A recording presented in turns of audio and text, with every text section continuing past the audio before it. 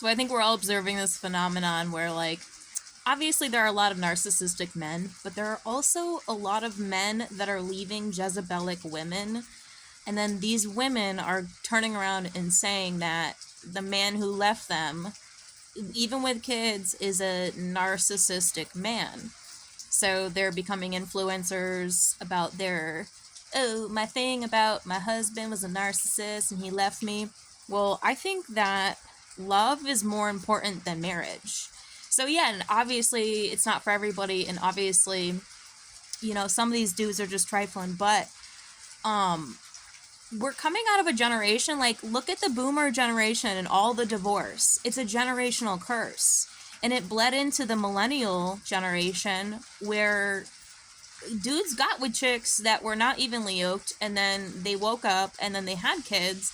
And then, yeah, like, there's a bit more of divorce there. So I was sitting next to this dude at a bar, just like your friendly hometown Cheers bar. And it's like, I don't flirt with dudes. I'm not looking for a boyfriend.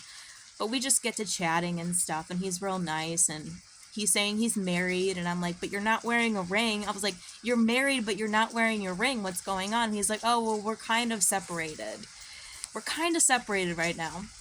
They got their house, they got their kids, and, I'm just, like, listening and empathizing with him and listening and not judging, but I had to interject, like, love is important. Sex is important. So if there's no love and there's no sex, then, these things are actually important. Like, they're worth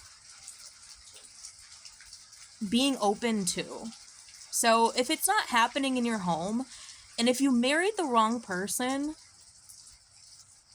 it's more in God's will that you would make room for somebody who actually, like, loves you and you love them. And it doesn't mean that you didn't love your kid's mom, your ex-wife, but it might have been different, because we're looking for a newer, truer love to sustain the new situation that's going to pertain.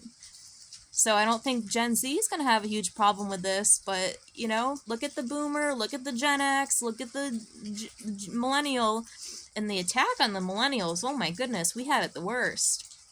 There's so much going on here. Swinging and stuff, it's getting weird. People are trying every which way and doing everything that they can, because we're ending a cycle of mismatched couples and divorce. That's why a lot of people are single and not dating, because now is not the time. But the time is going to come when a critical mass is reached of love returning to the planet.